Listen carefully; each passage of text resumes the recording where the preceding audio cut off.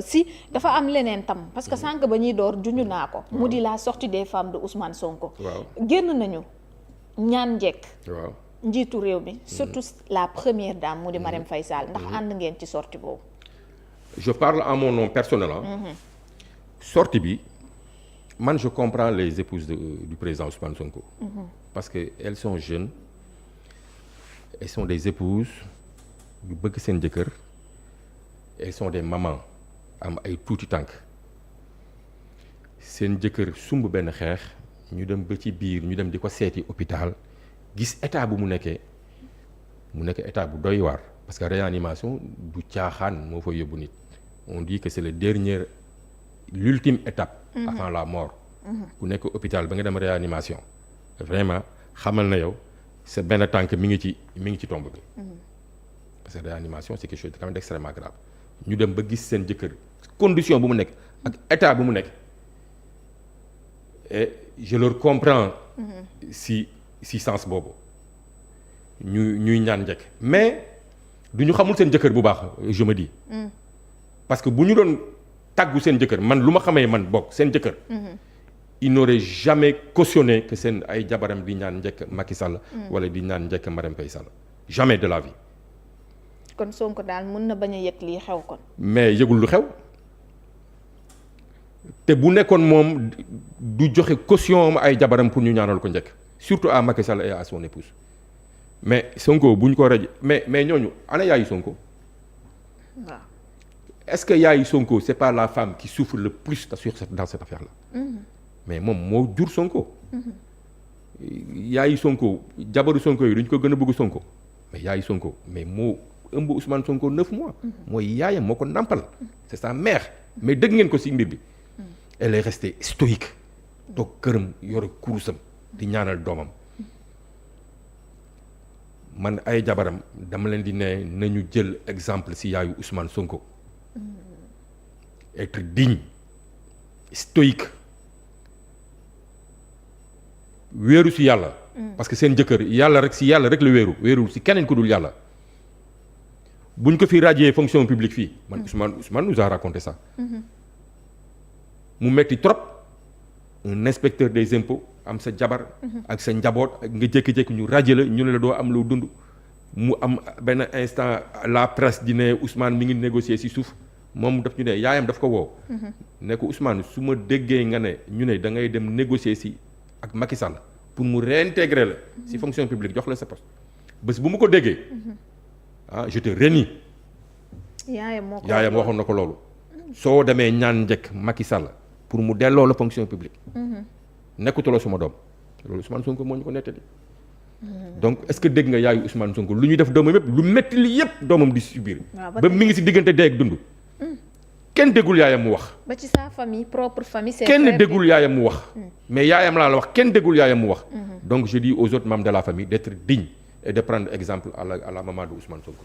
loolu laa am lu ma lay wax. gis nañu tamit sortie boobu est-ce que ñoom même bu dee yaay waxul en tant que femme li ñu subir gis seen jëkkër ñu ko koy def. mais métti na trop fekk ko ba ci biir kër ga ñoom ñu traumatiser leen ñu ngi expliquer ñoom ni ñuy def. mais métti na mais loolu moo tax ma ne la mais Macky Sall lu muy def benn président musu ko def ci àdduna bi fii ci Sénégal depuis bu ñu amee indépendance ba léegi benn président musul toroxalee opposition nu Macky Sall di toroxalee opposition avec son chef de l'opposition parce que tamit Ousmane Sonko c'est le chef de l'opposition. Il peut être demain le président de la République donc Macky Sall lui doit respect et considération parce que suba mooy jiite réew bi incha allah rabbi bu yàlla mais gis nga Ablaye Wade ak Abdou Diouf mais il y a jamais eu de haine dans leur adversité. Pourtant Abdou Diouf tëj na ko fi mais duñ ko doon defal ay chambre spéciale ay matelas yu baax. di permettre jabaram di ko ñëwal changer le drap chaque matin di ko indil ñam chaque matin di ko jox ndekki añ reer chaque matin di jógee këram. on l'a vu Idrissa Seck Abdoulaye Wade bu mu jëlee nguur gi mais lu tax Macky Sall le petit privilège bi nga xam ne le chef de l'opposition nar na ko quand même bénéficier lu tax du ko accepter mais c'est de la méchanceté. même ba ñi ñu xam le ni. c'est de la méchanceté loolu tamit traumatisé mais c'est sûr que mais Ousmane Sonko même bu ñu ko génnee ëllëg mais il restera des séquelles. Malheureusement oui. Parce que après 23 jours quand même de grève de la faim. Forcément il restera des séquelles. Malheureusement on ne devrait pas en arriver là mais comme lu ñu ko wax l'histoire retiendra que c'est sous Macky Sall que cela est arrivé. nga yaakaar ni tamit comme sànq li nga soulevé bu soxnaa mi sentiroon ne dëgg Ousmane Sonko am na ñu koy jege ñoom du ñu soxlaa génn ci presse bi di wax. mais effectivement Ousmane Sonko dafa tuumuranke fi mu nekk nii wéet na trop ci combat bi. ñun tamit base bi on est désemparé. ñu nu doon xaar ñu jiite ñu bu Ousmane Sonko nekkee kaso ñeneen ñi ñu tëj leen bëggoon nañu quand même xanaa dañu ne on a plus de général. parce que actuellement nii man je ne reconnais pas gisuma fi benn général boo xam ne mooy taxaw jël flambeau bi wax man su ma amoon légitimité boobu. damay taxaw fii ci plateau bi wax saa waay jël sama responsabilité.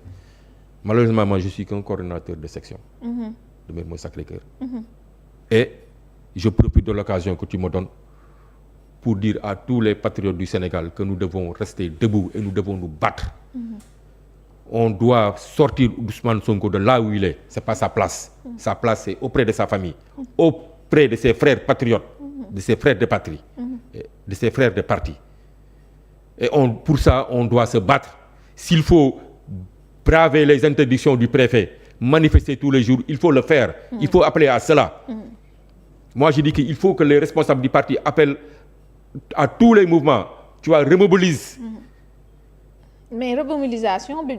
mais base bi ñu ngi koy xaar base bi moom la ñuy xaar. man ñun suñu base boog man en tant que Pastef Mermoz Sacré-Cœur mais suñu groupe WhatsApp tous les jours les gens se réclament cela. tous les jours. mais di dem ci terrain bi di def ay regroupement moom du ngeen ko mën.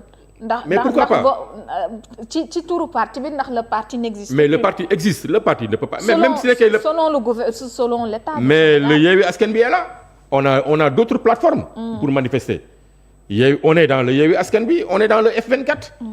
Pourquoi ces mouvements-là ne prennent pas leurs responsabilités et jouent pleinement leur rôle?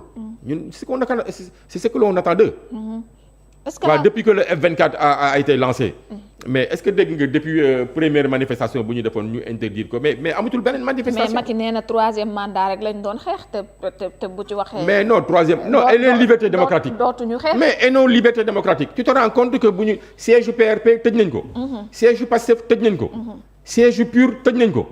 ça veut dire que aucun parti d'opposition maintenant ne peut se réunir. ne peut faire tenir de conférence de presse mais c'est pas normal.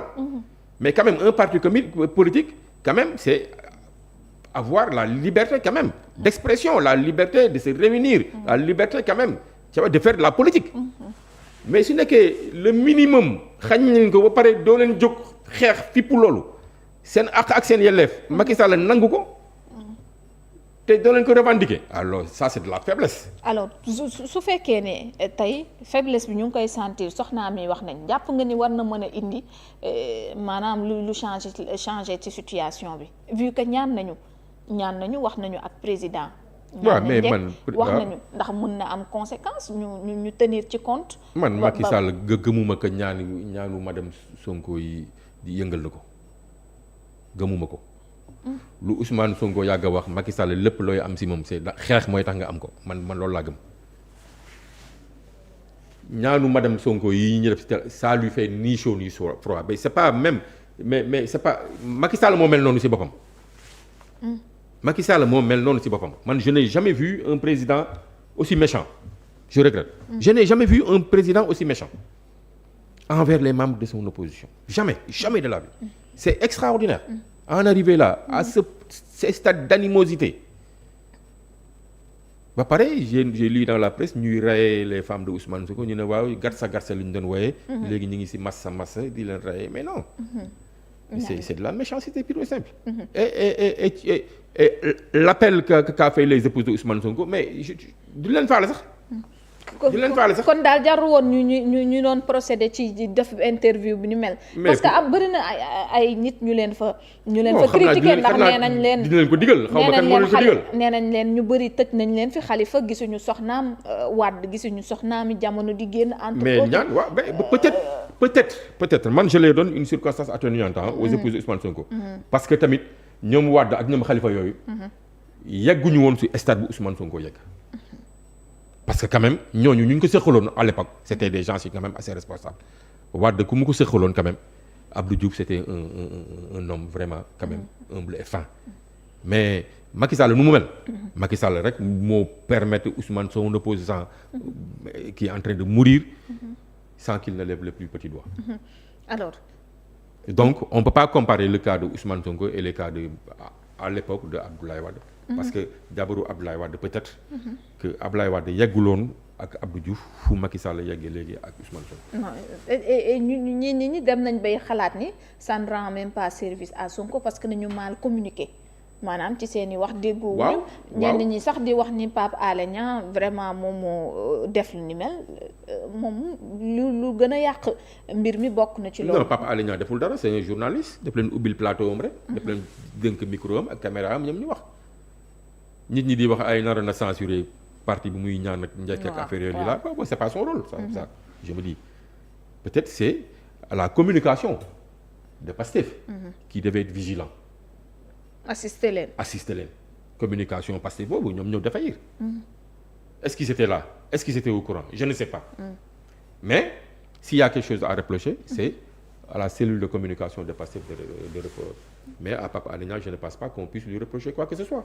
parce que en tant que famille ñoo doon wax. ñoom ñoo doon wax xëy na loolu loo tax trouvé wuñu l'opportunité wala boog maanaam sens bi ñu woowaa Pastef ñu leen ci assister wala ñu ci parce que là ce sont les femmes de Sonko qui parlaient en tant que femme.